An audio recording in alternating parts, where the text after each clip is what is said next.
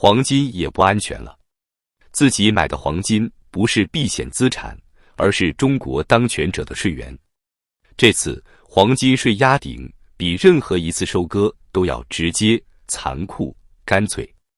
连党自己的工商银行如意金积存业务都紧急暂停，金条下架，电商封盘，股价暴跌 8%， 黄金市场瞬间被按下冻结键。资本惊慌失措，投资者血流成河，而党只是冷冷地说了一句：为了市场秩序。过去2年，黄金是中国中产最后的幻觉。当房子塌了，股市烂了，理财暴雷，外汇受限，大家都在重复一句话：乱世买黄金，黄金保平安。于是银行窗口排起长龙，电商平台金豆卖断货。根据 Wind 的数据显示，2024年中国居民购买实物黄金量飙升至1174吨，同比增长 37%， 创下历史新高。人们以为自己在避险，其实是在主动跳进党精心挖好的坑。这一次坑终于合上了。中国财政部和税务总局联合发布黄金税收政策公告，一句话：通过非交易所购买的黄金要交税，实物交割要区分课税。什么意思？简单说，就是你不管是买金条、金豆还是金饰，只要动手买就得交税。过去免税的黄金时代一夜之间终结。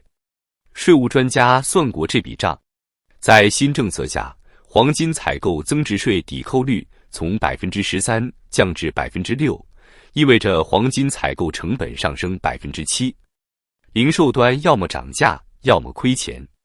花旗集团预测，周大福净利润将缩水 26%， 老铺黄金下降 15%。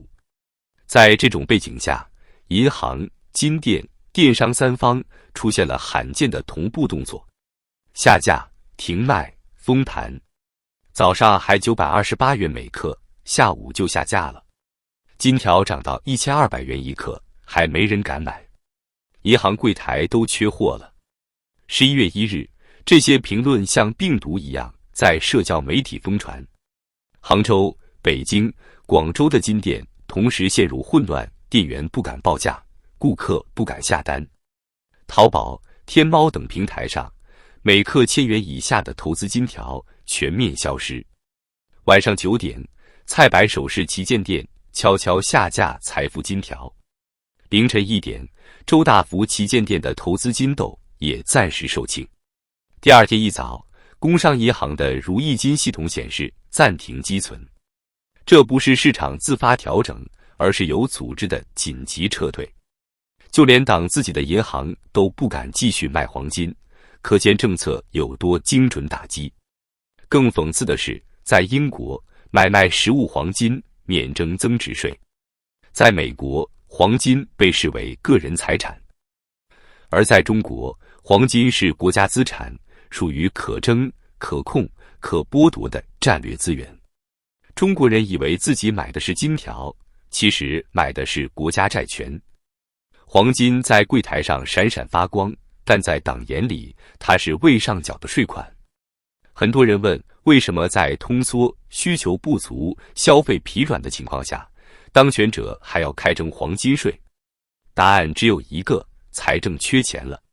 财政部数据显示，截至2025年第3季度，中国中央和地方政府显性债务超过86万亿，隐性债务保守估算74万亿，总计逼近160万亿人民币。这是什么概念？差不多等于全国居民存款的总额 160.7万亿。于是，党内有学者公开提议，居民存款过多，必须征收惩罚性利息税，税率 50%到 80%。理由是居民只存款不消费，就是破坏中国式现代化。这句话的冷酷程度，堪比文革时期的思想不积极就是反革命。而黄金税就是这一逻辑的延伸。你不投资不消费，去买黄金避险，那就收税；你换成外汇避险，那就封账户。你干脆把钱藏家里，那就通胀，无路可逃。有人说这叫财富内循环，但实际上这是一场史无前例的财富掠夺。党要用全民的存款来填债务黑洞，甚至在部分智库的内部讨论中，已经提到极端状况下可实施2次土改，即没收居民存款，抵债救国。听起来荒谬，可在1950年代社会主义改造时期，民族工商业者也曾自愿交出资产，还敲锣打鼓庆祝。历史总是以相似的方式重演，只是代价越来越惨。政策发布后的第一个交易日，全球市场的反应几乎是地震级。11月3日上午，现货黄金跌破每盎司4000美元，为近2个月最低点。周大福股价暴跌 12%， 周生生跌 8%， 老普黄金跌 9%。中国的黄金股成了全球资本避之不及的毒药。彭博社评论道，中国税收政策的突变将打击全球市场信心。对于投资者而言，这意味着黄金不再是避风港，而是政治风险资产。简单一句话，当一个国家连黄金都能收税，连避险资产都能国有化，市场还有什么安全可言？这不仅是黄金的暴跌，更是信任的崩盘。在北京的统治逻辑里，没有私人财富的神圣不可侵犯，只有国家需要你贡献的政治正确。而当所有人都自觉贡献后，国家依然破产，只是多了无数被掏空的钱包。有人说，北京这次黄金税只是临时性措施，为了市场规范。但真正懂经济的人都明白，这是一次彻底的信号释放。信号是什么？就是黄金不是避风港，存款不是安全岛，一切都在党的掌控之下。黄金税只是序幕，接下来要收的不只是金条的税，还有你银行卡里的利息税，你工资里的附加税，你房产的空置税，甚至你手机支付账户里的流动税。据彭博社援引中金研究院的报告，中国财政部正在研究广义税源数字化管理计划，预计2026年前全面落地。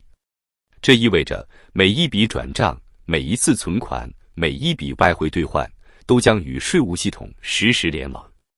这就是官方口中的税控社会雏形，一个比计划经济更精准的财富监控体系。而黄金税正是这场全面控税的开端。在过去3年里，中国中产阶层是最焦虑的一群人。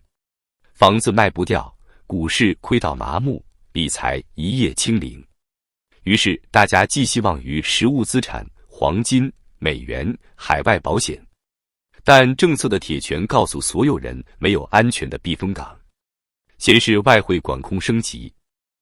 2025年8月，中国银行、建行、交行纷纷发布公告，限制个人购汇额度与频率，要求申报用途。接着是银行开始协助税务监管，冻结可疑资金。如今连黄金都被加税，限制销售。据国家统计局最新数据，截至2025年10月底，中国居民储蓄余额达到160.7万亿元，创历史新高。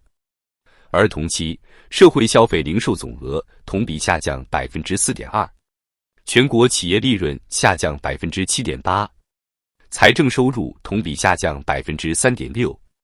换句话说，人民越省，国家越穷。于是财政的黑洞必须有人来填。那谁最有钱？当然是还没跑路的中产。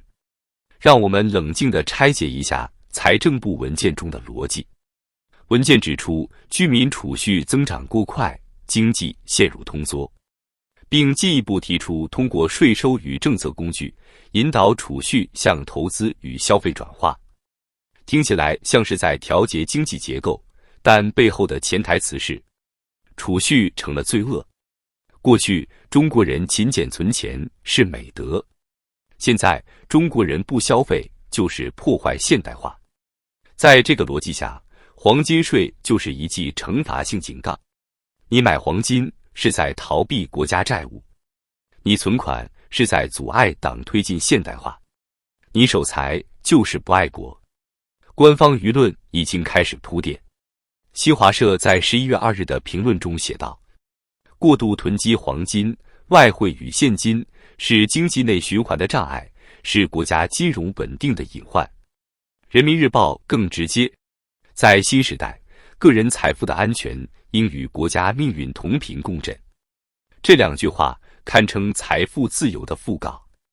黄金税之所以能迅速落地，还有一个关键原因，数字人民币体系已经足够成熟。据央行官网数据显示，截至2025年10月，数字人民币交易额已超过36万亿元。全国有近 4.8 亿人使用数字钱包。这意味着什么？意味着现金消失，匿名交易消失，逃税空间也消失。在未来几年里，所有交易都将被纳入统一监管。财政部可实时追踪每一个账户的流动，每一笔支付的对象。一旦系统判定你过度储蓄投机黄金转移资产，就会自动触发税务预警机制，直接扣税。这不是科幻，而是现实。上海、深圳、杭州等地的试点系统已经开始测试，而2026年计划推广全国，形成一个覆盖个人、企业、机构的实时税务监控网络。换句话说，未来不需要你主动纳税，因为你的一切支出、转账、投资，都已经在算法的天眼下。一个政权开始收黄金税，往往意味着财政进入最后的恐慌期。在古代，这叫搜刮民财；在现代，这叫税源多元化。本质上都是统治者在竭尽所能延长系统寿命。2025年，中国的经济数据触目惊心：房地产投资同比下降 17%， 制造业利润下降 14.6%， 青年失业率官方口径依旧高达 21.3%， 地方政府债务违约数量较去年暴增 72%。 当所有传统税源枯竭，唯一还能动的就是老百姓手中的存款和黄金。于是，黄金税成为了一种象征性暴力。它告诉所有人，你的钱不再属于你。这场黄金税风暴不只是一次财政事件，而是一场信任崩塌的狂潮。当国家对黄金征税，对储蓄征罚，对资本设限，对外汇封锁，其实收割的不仅仅是财富，还有民众的安全感与希望。正如英国经济学家凯恩斯说过，通过持续的通胀和隐性征税，政府可以在不被察觉的情况下没收人民的财富。今天的中国正精准地演绎这句话。当黄金不再保值，当存款被惩罚，当税收无孔不入，财富的尽头不是自由，而是恐惧。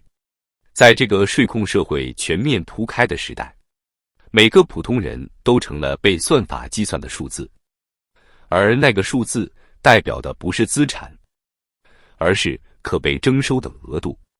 一个靠勒索使税收维系的政权，终究走向衰败。而在风暴中心的中国中产，只能眼睁睁看着自己的财富被悄无声息地蒸发。